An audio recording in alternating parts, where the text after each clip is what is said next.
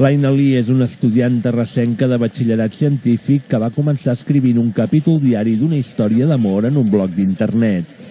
Ara el dia a dia d'aquella història s'ha convertit en El noi del bus, una novel·la juvenil que ha editat Edicions 62.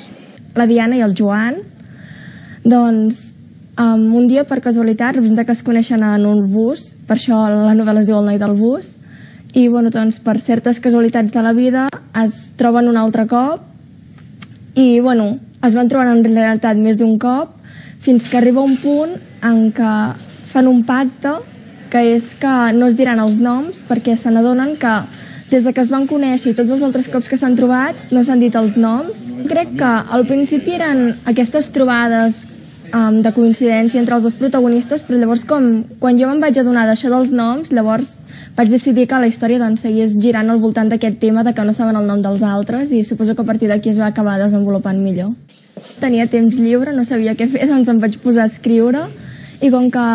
les idees sortien bé de mi i la història anava bé i tot això, doncs suposo que cada cop gaudia més escrivint perquè també me n'adonava que la gent que ho llegia els hi agradava i llavors això em feia sentir bé.